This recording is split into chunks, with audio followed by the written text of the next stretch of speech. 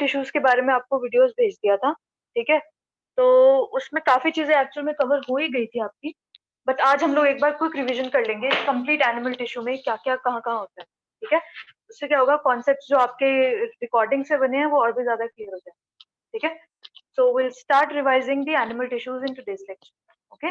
Now your homework should be कि आपको animal tissues में जितना भी क्वेश्चन है एक्सरसाइज में बैक एक्सरसाइज जो है आपकी बुक में एनसीईआरटी में वो आपको अब कंप्लीट करना है, ठीक है? This is now your responsibility to complete your exercise question, okay? And ask me your doubts. I have told you previously also आप लोग डाउट्स ही नहीं पूछते, तो जितना भी आपका डाउट है डाउट वाउट सब पूछो बिल्कुल बिंदास, ठीक है?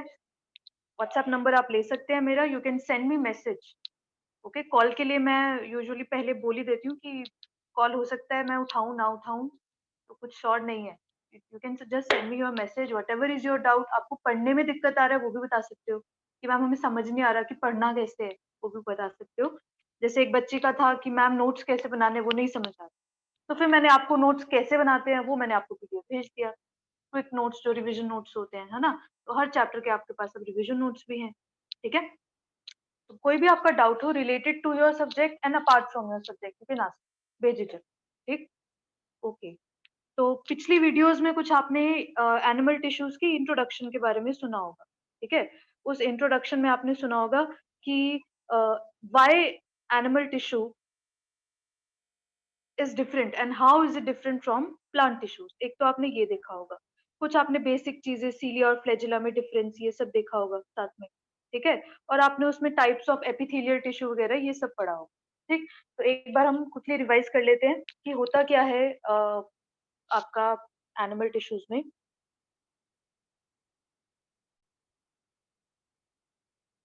सी, जो एनिमल टिश्यूज है, आपकी बॉडी जो है, यू आर मैमल। अपने आप का एग्जांपल आप लेके देख के चले, यू आर मैमल, आप एनिमल है कोई ना कोई, ठीक है? ऐसे ही बाकी जो एनिमल्स हैं, all the animals do have some sort of body organisation, you know that, right?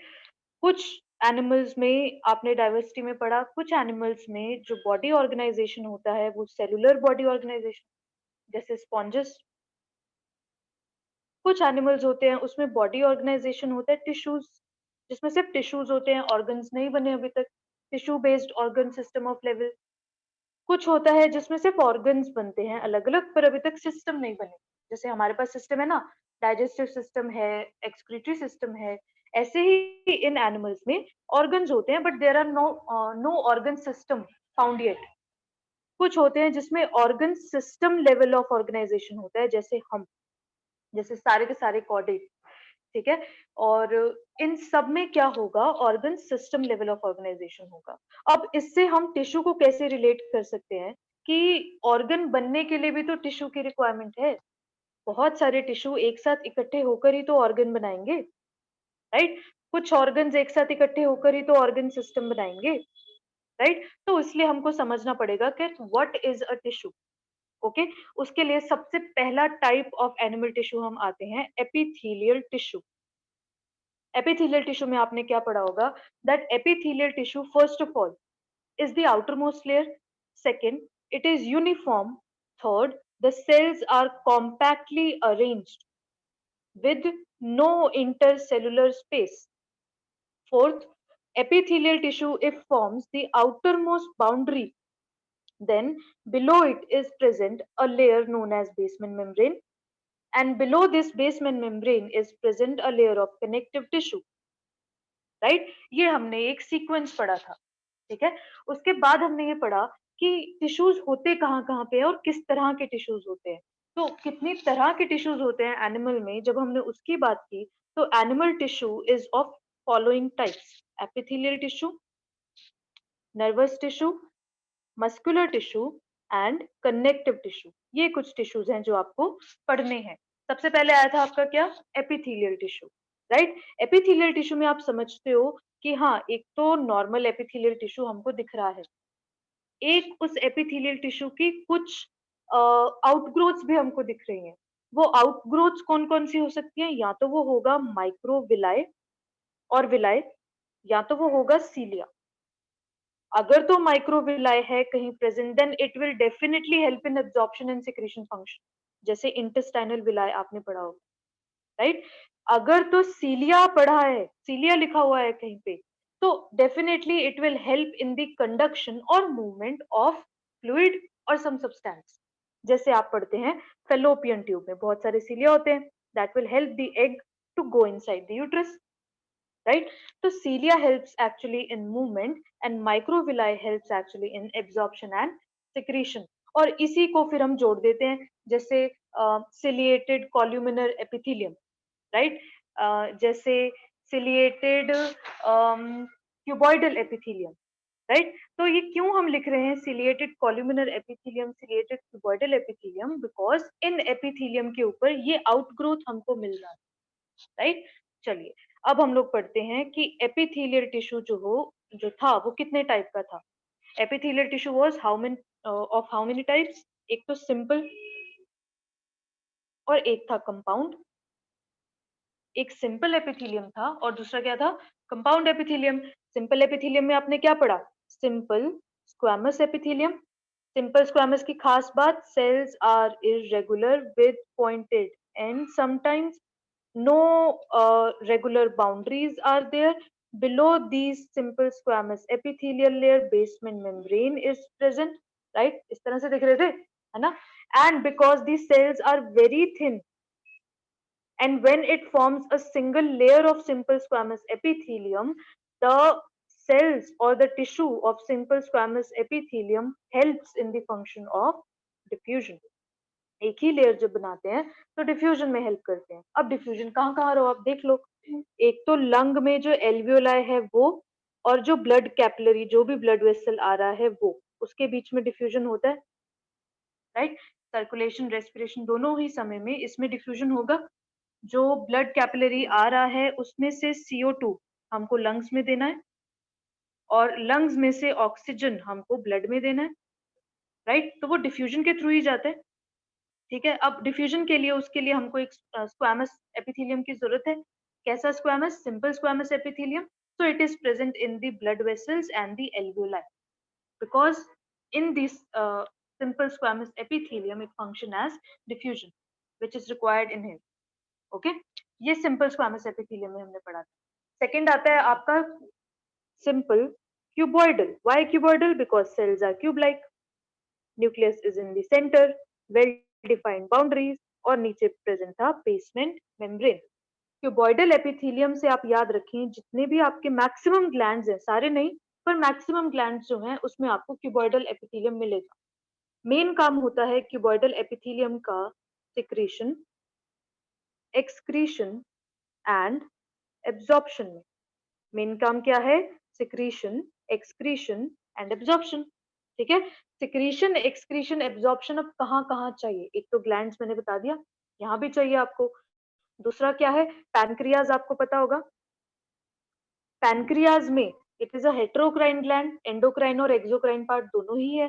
ठीक है, तो उसमें भी आपका जो टिश्यू लगेगा that will be simple cuboidal epithelium only. ठीक है, आपका जो नेफ्रॉन है, नेफ्रॉन जो एक्सक्रीटरी यूनिट है आपकी किडनी का, ठीक है, इस तरह से होता है, राइट? ये जो नेफ्रॉन है इसका जो डिस्टल ये वाला जो पार्ट है, इसमें भी आपको कौन सा मिलेगा? Simple cuboidal epithelium. इवन आपकी जो टेस्टिस है, ओवरी है, उसमें भी आपको सिंपल क्यूबॉइडल एपिथेलियम कुछ जगहों पे मिल जाएगा। ठीक है, कभी कभी क्या होता है कि इस सिंपल क्यूबॉइडल एपिथेलियम के ऊपर सीलिया मिल जाते हैं, तो फिर हम उसको बोल देते हैं simple ciliated cuboidal epithelium, right? फिर हम उसको क्या बोल देते हैं? Ciliated cuboidal epithelium. Ciliated cuboidal epithelium आपको बड़ी आराम से मिल जाएगा ये ट्रैकिया के अंदर। ठीक है, जो विंड पाइप है ट्रैकिया के अंदर आपको बड़ी आराम से सिलिएटेड क्यूबॉइडल एपिथेलियम मिल जाएगा। कभी कभी इसके ऊपर सीलिया ना होके माइक्रोविलाई आ जाते हैं। ठीक है, तो फिर हम उसको बोल देते हैं ब्रश बॉर्डर्ड क्यूबॉइडल एपिथेलियम, जिसमें माइक्रोविलाई होंगे। ऑब्वियसली माइक्रोविलाई है तो उसका काम मूवमेंट में तो होगा नहीं, एब्जॉर्प्शन सिक्रीशन वगैरह में होगा, राइट? तो कभी कभी हमें इसके ऊपर माइक्रोविलाई मिल जाएंगे, कभी कभी हमें इसके ऊपर सीलिया मिल जाएंगे, एंड डिपेंडिंग ऑन इनकी लोकेशन भी चेंज होती रहेगी। ठीक है, नेक्स्ट आता है आपका simple columnar epithelium. Why columnar? Because column-like cells are there. Nucleus is present at the base. Below this epithelial layer, basement membrane is present. Simple columnar epithelium जो है, that helps in the function or that functions in absorption and secretion. मतलब जो cuboidal और columnar है, उनका function कुछ कुछ similar है. ठीक है, बस ये जो सिंपल कॉल्यूमिनर है, ये एक्सक्रीशन में हेल्प नहीं करेगा. ठीक है, एब्जॉर्प्शन में हेल्प कर रहा है, जैसे स्टमक में, इंटेस्टाइन में आपका जो मिलेगा that will be simple columnar epithelium. Secretion में हेल्प कर रहा है, आपको पता है सारे डाइजेस्टिव सिस्टम में आपको म्यूकस की जरूरत है, एंड म्यूकस के लिए आपको म्यूकस सिक्रीटिंग सेल्स की जरूरत है, जैसे goblet cell with secrete mucus. तो इन गोबलेट सेल्स में भी आपको कौन सा टाइप ऑफ एपिथेलियम मिलेगा? सिंपल कॉल्यूमिनर एपिथेलियम मिलेगा.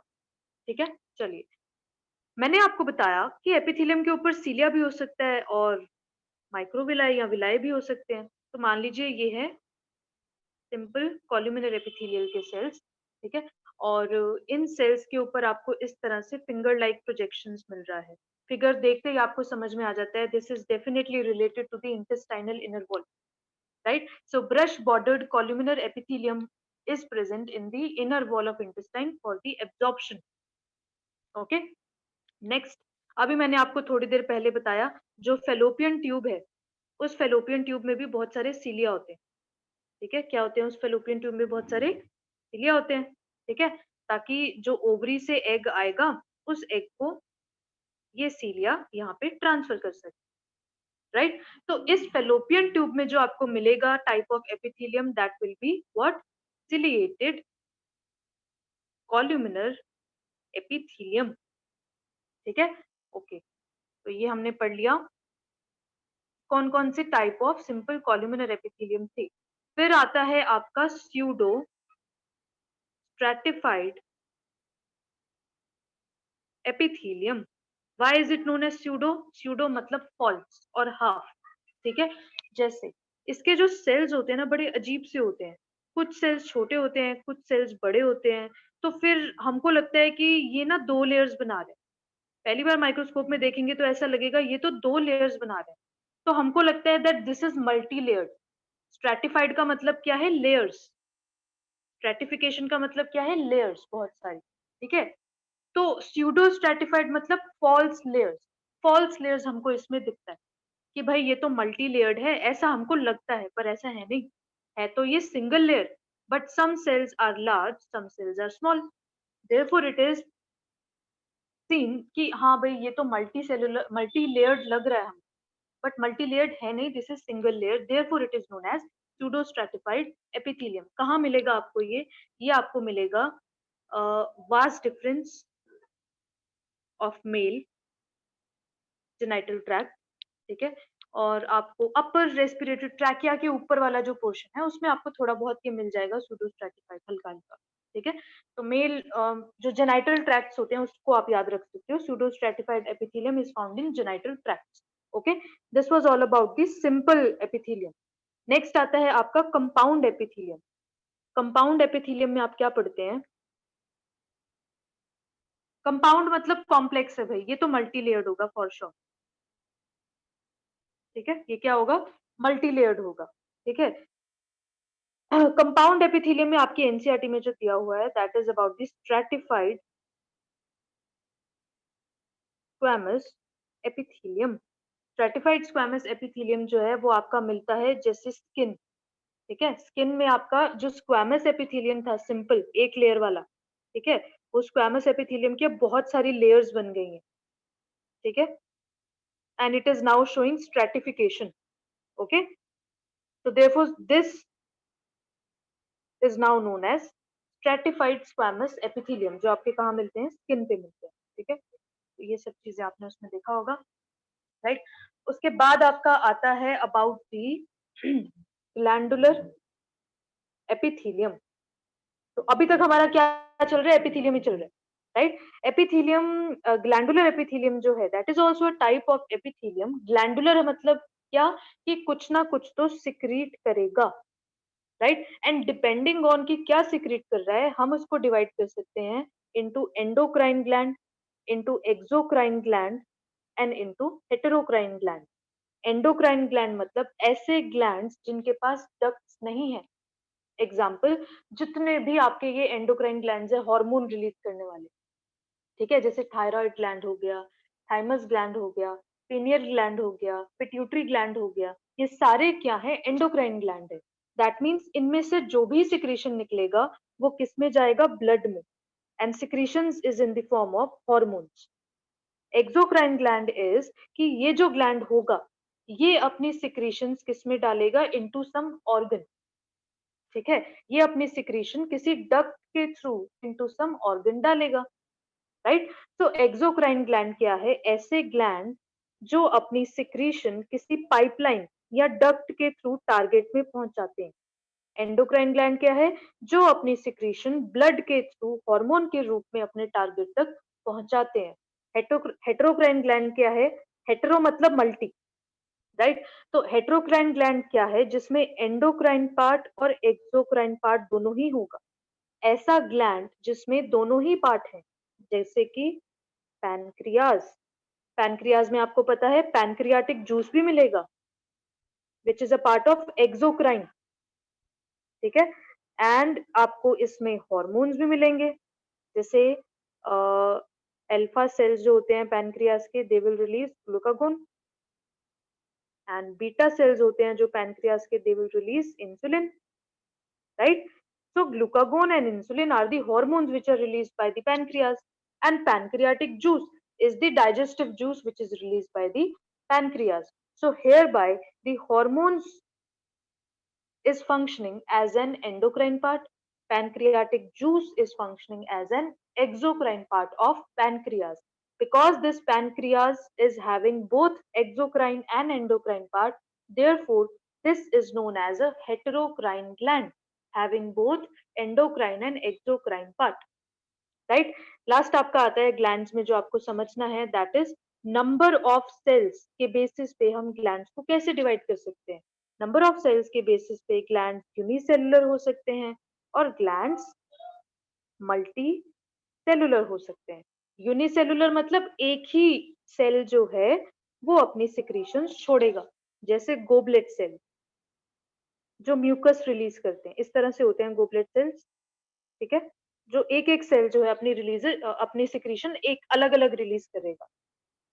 मल्टी सेलुलर ग्लैंड क्या होते हैं, क्लस्टर ऑफ सेल्स होते हैं, बहुत सारे ग्लैंडुलर सेल्स जो है अपनी सिक्रीशन को एक साथ छोड़ेंगे किसी जगह पे, फिर वो बाहर भेजी जाएगी.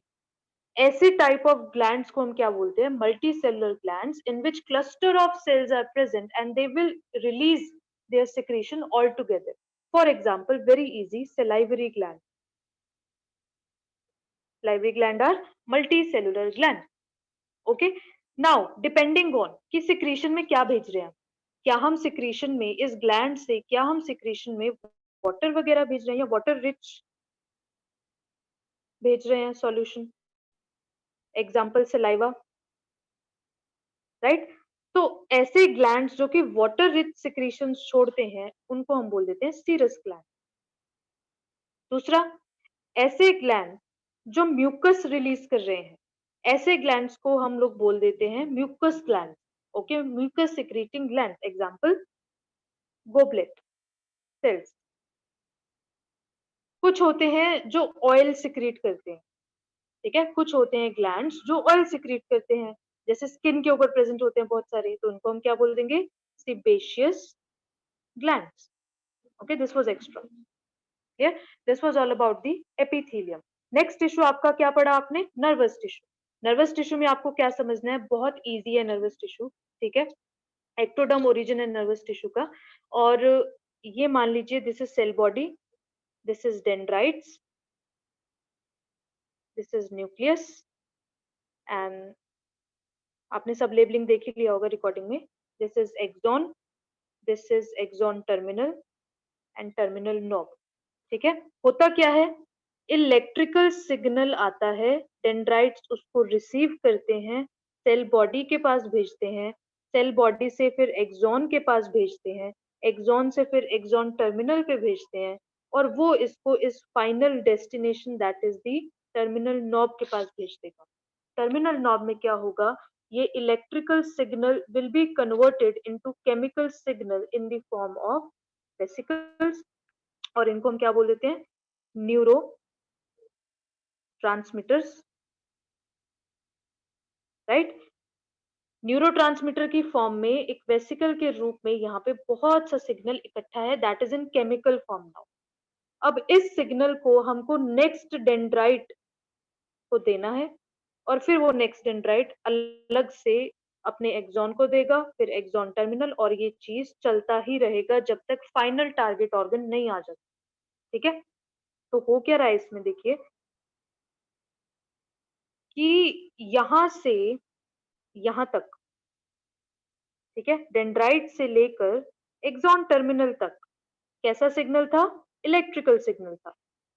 एक्सॉन टर्मिनल पे जब आया तो ये जो टर्मिनल बल्ब है, यहाँ पे ये सिग्नल को हमको वेसिकल के फॉर्म में कन्वर्ट करना पड़ा in the form of neurotransmitters, और फिर हम इस न्यूरोट्रांसमीटर को यहाँ पर रिलीज करते हैं, जिसको हम बोल देते हैं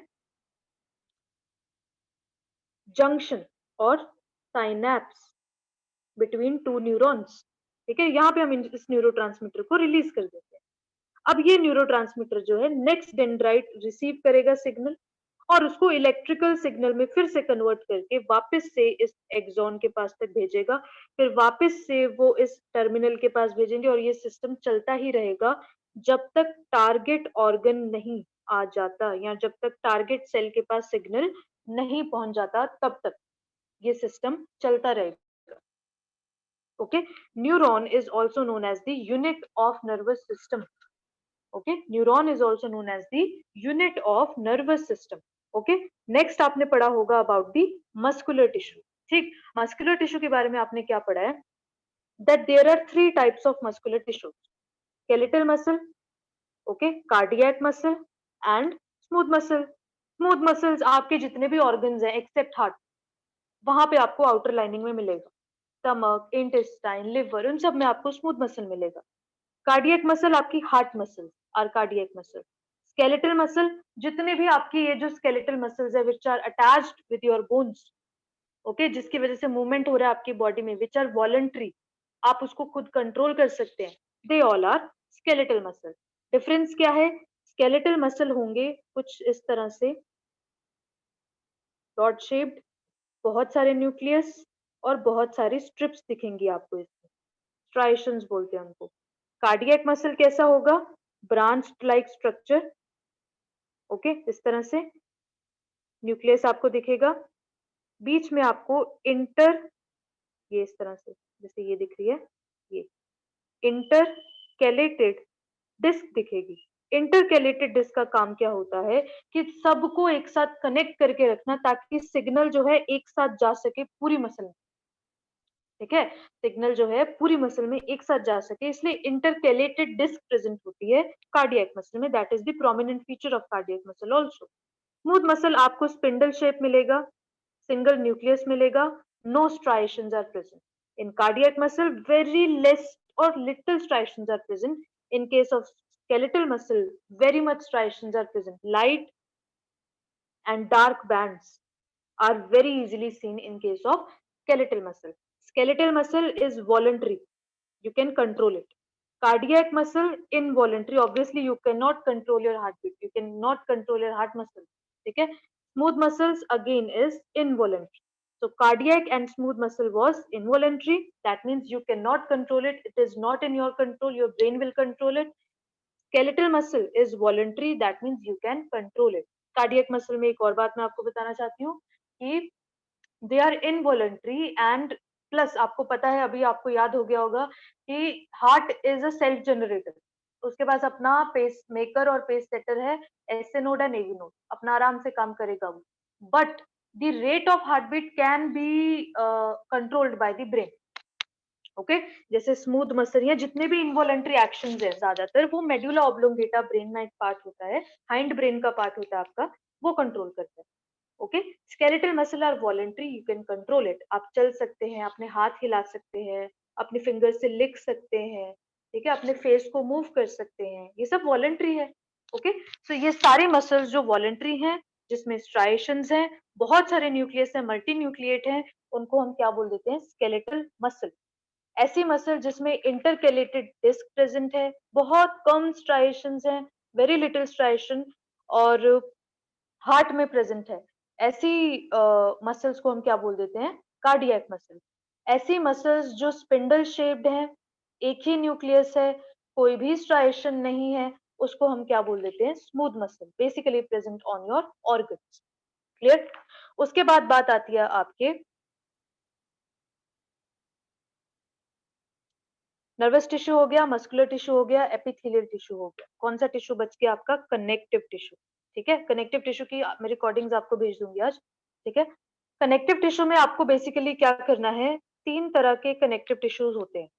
एक होता है लूज कनेक्टिव टिश्यू, एक होता है डेंस कनेक्टिव टिश्यू, और एक होता है आपका स्पेशलाइज्ड कनेक्टिव टिश्यू। फटाफट मैं आपको लेआउट दे देती हूँ ताकि वो रिकॉर्डिंग में आपको समझ आ जाए। लूज कनेक्टिव टिश्यू में आपके दो आप पढ़ेंगे, areolar and adipose connective tissue. Dense connective tissue में आप लोग पढ़ेंगे regular and irregular dense connective tissue, and specialised connective tissue which is also very complicated. Specialised connective tissue में आप लोग पढ़ेंगे cartilage, bone and blood. Blood तो आप पढ़ ही चुके हैं ऑलरेडी सर्कुलेशन वाले चैप्टर में। ठीक है, बोन दो तरह की आप पढ़ेंगे, spongy bone and compact bone. ठीक है, कार्टिलेज बहुत सारे टाइप्स के आपको पढ़ेंगे, जैसे हाईलाइन कार्टिलेज, जैसे इलास्टिक कार्टिलेज एक्सेट्रा। ठीक है, इसके भी कुछ थोड़े बहुत टाइप्स आप पढ़ेंगे। ओके, ब्लड में क्या क्या डिविजन्स हैं, प्लाज्मा, फॉर्म्ड एलिमेंट्स, ये सब आप ब्लड वाले टॉपिक में ऑलरेडी कर चुके हैं, तो दोबारा रिपीट करने का कुछ वो नहीं। ओके, तो this will continue to discuss in the next lecture. आपको मैं कनेक्टिव टिश्यू का रिकॉर्डिंग अभी भेज दूंगी। ठीक है, this was all for today's lecture. Thank you.